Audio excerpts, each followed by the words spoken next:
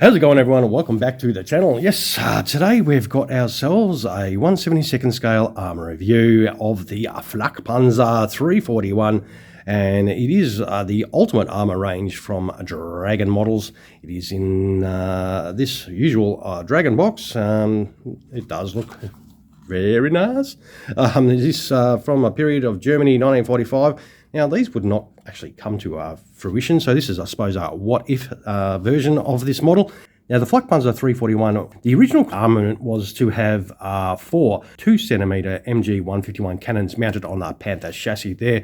Now, this would be changed to the 2 3.7cm AA guns, which we've done a review on that, I think, previously. Now, even that was not to come to light, though. The project was scrapped early 1945, and no actual vehicles were produced to be used in combat. So, yeah, that said, it's, I suppose, a what-if one, and what if we stop talking and start opening it and get it out of the box so you can check it out? That sounds like a good bloody idea, doesn't it? All right. Let's have a little look. Nice. So it does come with the normal sort of clear acrylic sort of Perspex case on there. There's a little clear piece in there to stop it moving around and transport as well, as you can see, that bit there. We'll move this out of the way. Now, the camouflage scheme is a typical late war period scheme. That does look awesome. Now, I think a lot of the issue too was the fact that there was a lack of Panther chassis to use for this kind of purpose as well. They were using them all as main battle tanks to try and defend themselves. Now, the whole setup of this, like the whole model, just looks absolutely brilliant. We'll zoom in and have a look at some of those details. That late war scheme does look fantastic, though. It's got some great track links there, some tool stowage as per usual. Man, this does look awesome. Even the slight weathering on the tracks. They do look like the vinyl type ones, I think. But it's got a lot of great detail.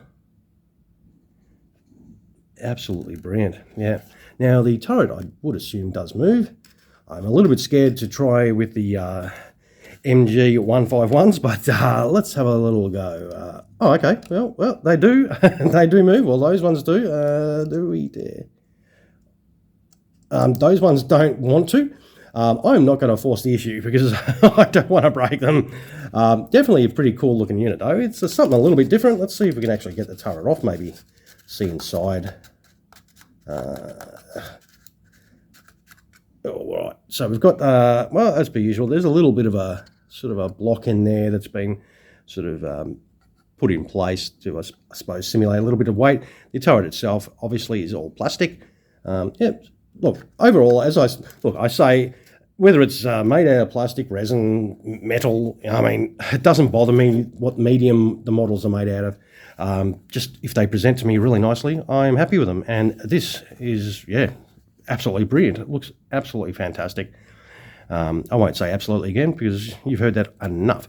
But yeah, all right, I'll wind up the video though too because you've heard me talking long enough about this. Yeah, well, I think it's nice. I'm pretty happy about grabbing it. So yeah, look, if you found the video helpful, some of those my way would be awesome, of course.